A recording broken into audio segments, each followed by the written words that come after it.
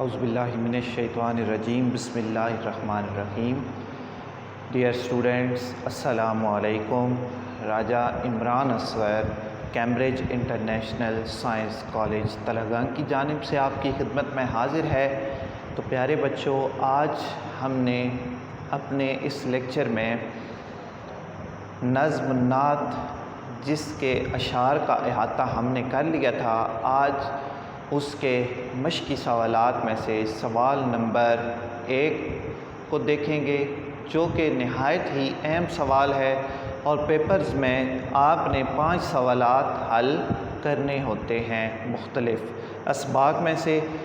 تو جوں ہم ایک ایک ٹاپک پڑھتے جا رہے ہیں، ساتھ ساتھ ہم مشقی سوالات بھی کرتے جائیں گے تاکہ آپ کو سمجھ بھی آ سکے اور آپ یاد بھی کر سکیں اور پیپر میں لکھنے کے قابل بھی ہو جائیں. تو ایک دفعہ پھر میں نظم کا عنوان نعت، پھر میں آپ کو وضاحت کیے دیتا ہوں کہ نعت ایسی نظم کو کہتے ہیں جس میں حضور علیہ الصلاۃ والسلام کی تعریف و توصیف بیان کی جائے. ان کے جو شاعر ہیں معروف و مقبول، اردو میں جن کا گراں قدر جو کام ہے قابل تحسین، خواجہ الطاف حسین حالی بارگاہ نبوت صلی اللہ علیہ وآلہ وسلم میں اپنے الفاظ پیش کر رہے ہیں. تو چلتے ہیں مشقی سوالات کی جانب. اچھا، پہلا سوال ہے جی، نعت رحمت کس کا لقب ہے؟ رحمت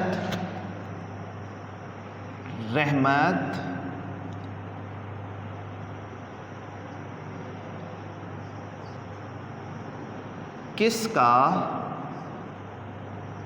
لقب ہے؟ سوال نمبر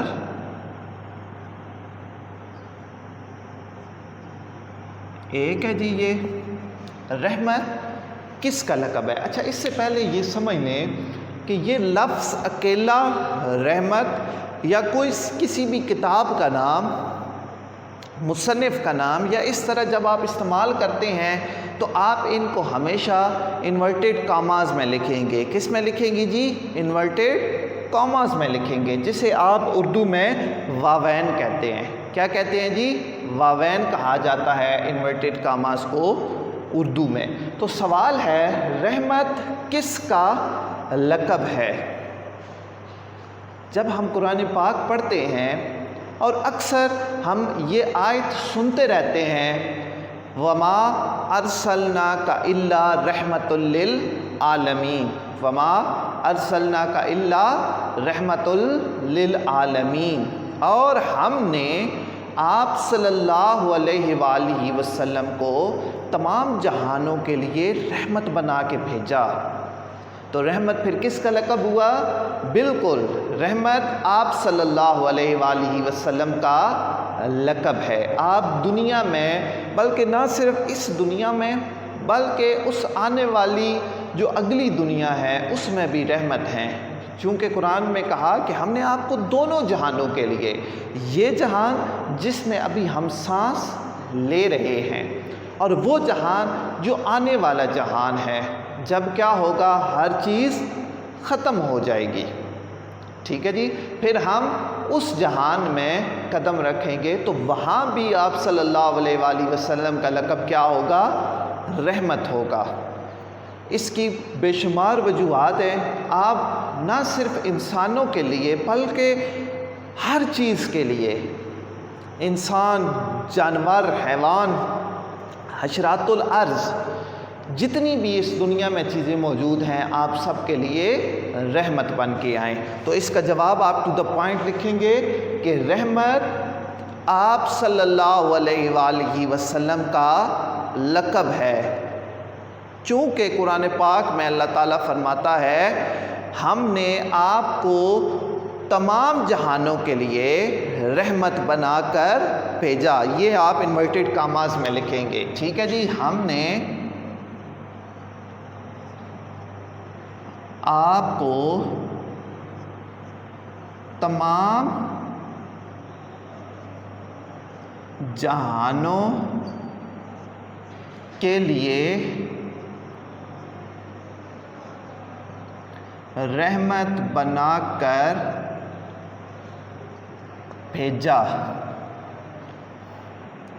یہ انورٹڈ کاماز یعنی کہ واوین میں لکھیں گے. اسی طرح کوئی بھی حدیث مبارکہ کا مفہوم یا قرآنی آیت کا ترجمہ یا کسی بھی شخصیت کا قول آ جائے تو آپ نے وہ ہمیشہ انورٹڈ کاماز میں لکھنا ہے، چاہے وہ سوال میں ہو، سوال کے جواب میں ہو، یا وہ تشریح جب آپ کر رہے ہوتے ہیں تب ہو، تو آپ اس کو واوین میں لکھیں گے. دوسرا سوال ہے جی، یتیموں کا والی کس کو کہا گیا ہے؟ سوال نمبر 2 سمجھیے گا.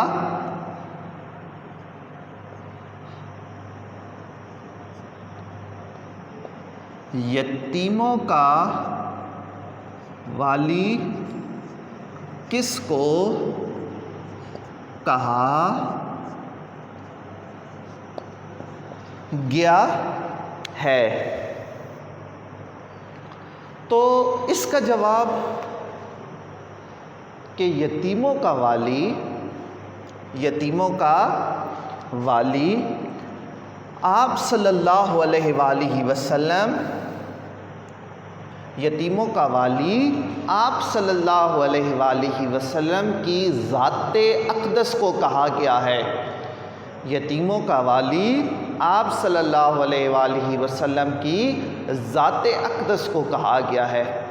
اس کو میں ایکسپلین کر دیتا ہوں تھوڑا سا کہ آپ صلی اللہ علیہ وآلہ وسلم سے پہلے زمانہ جاہلیت میں یتیموں کے ساتھ برا سلوک کیا جاتا تھا. اگر کسی کے والد صاحب فوت ہو جاتے تو جو رشتہ دار ہیں وہ ان کے حقوق کا تحفظ نہ کرتے تھے، ہر چیز کو جو ہے وہ لے لیتے اور اس یتیم کو در بدر کر دیتے یا غلام بنا کر بیچ دیا کرتے تھے. لیکن رحمت للعالمین صلی اللہ علیہ وآلہ وسلم جب آپ اس دنیا میں تشریف لائے، آپ نے یتیموں کے حقوق مقرر فرما دیے. فرمایا کہ اگر کوئی یتیم ہے تو اس کی کفالت بہترین انداز میں کرو، جیسے کہ اپنے بچوں کی کرتے ہو، اور جو مال و اسباب اس کے والدین چھوڑ گئے ہیں اس کو ایک امانت سمجھ کے استعمال کرو اور اس کو بڑھاؤ. پھر جب وہ اس عمر تک پہنچ جائے کہ وہ بالغ اور عقل مند ہو جائے تو وہ جو پراپرٹی ہے، وہ جو جگہ ہے یا وہ جو مال و دولت ہے وہ اس کے حوالے کر دو. اور اس حوالے سے جو ہے وہ سخت وعید بھی آئی ہے. ٹھیک ہے جی. اچھا، اس کے بعد ہے جی سوال نمبر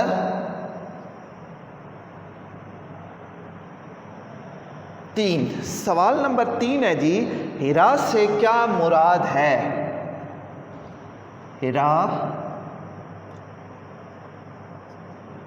سے کیا مراد ہے؟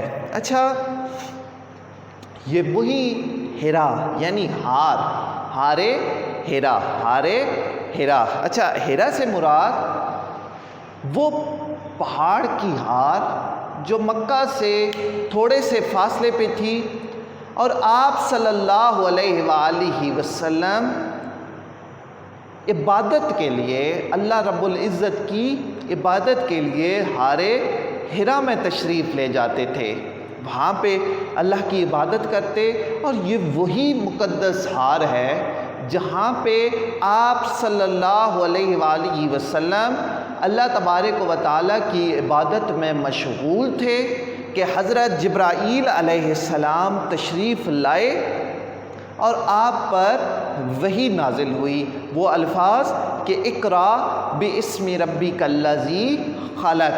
ٹھیک ہے جی، اقرا باسم ربک الذی خلق، پڑھیے اپنے رب کا نام لے کر. یہ وہی ہار ہے جس میں یہ آیات مبارکہ نازل ہوئی. اس میں آپ صلی اللہ علیہ وآلہ وسلم عبادت کیا کرتے تھے۔ اچھا، مس خام کو کندن بنانے کا کیا مطلب ہے؟ سوال نمبر 4 ہے جی، مس خام کو کندن بنانے کا کیا مطلب ہے؟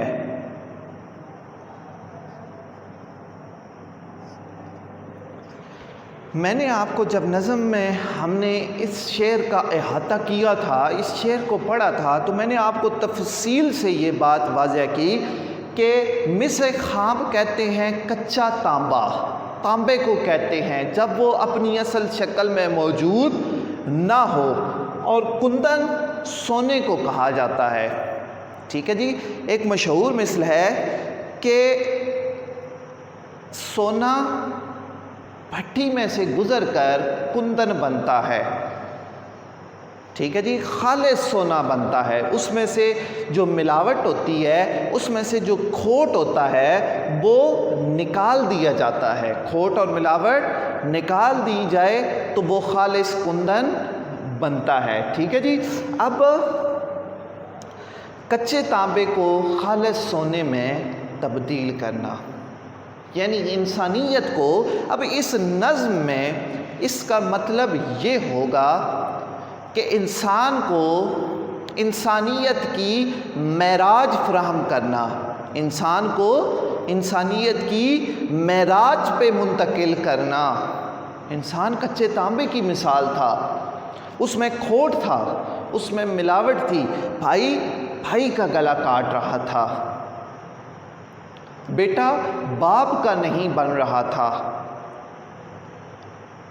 عداوت، دشمنی، نفرت عام تھی، بیٹیوں کو زندہ درگور کر دیا جاتا تھا، وہ زمانے جاہلیت۔ پھر آپ صلی اللہ علیہ وآلہ وسلم کی تشریف آوری ہوئی تو وہی جو کچے تانبے کی مانند اہل عرب تھے وہ کندن کی مانند ہو گئے، یعنی وہ خالص سونے کی طرح قیمتی ہو گئے کہ ان میں بھائی چارے کی فضا کو پروان چڑھایا گیا، ان میں عزت نفس کو مجروح نہ کرنے کا عہد کیا گیا، اس میں ایک دوسرے کے حقوق کا خیال کرنے کی کوشش کی گئی، نہ کہ جس طرح پہلے حقوق سلب کیے جاتے تھے۔ تو سیدھا راستہ یعنی کندن بنایا، انسان کو فلاح کے راستے پہ ڈال دیا، صراط مستقیم کے راستے پر ڈال دیا، انسانیت کو یا انسان کو انسان کی پہچان ہو گئی۔ اس کے بعد جی سوال نمبر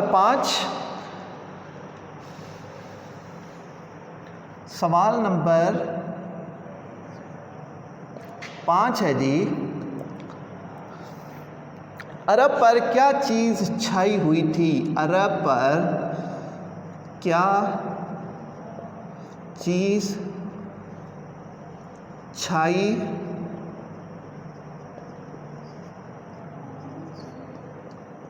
ہوئی تھی؟ سمپل، بڑا سادہ سا جواب ہے اس کا کہ عرب پر جہالت کا دورہ تھا۔ ابھی جو اس سے پہلے کا سوال ہے اس میں نے وضاحت کی کہ ہر طرف تاریکی تھی، ہر طرف اندھیرا تھا، لوگوں کے حقوق سلب کر لینا معمولی سی بات تھی، انسان کو انسان کا عرفان حاصل نہ تھا۔ تو ایسے میں آپ صلی اللہ علیہ وآلہ وسلم کی تشریف آوری ہوئی، وہ جو جہالت کے اندھیرے تھے،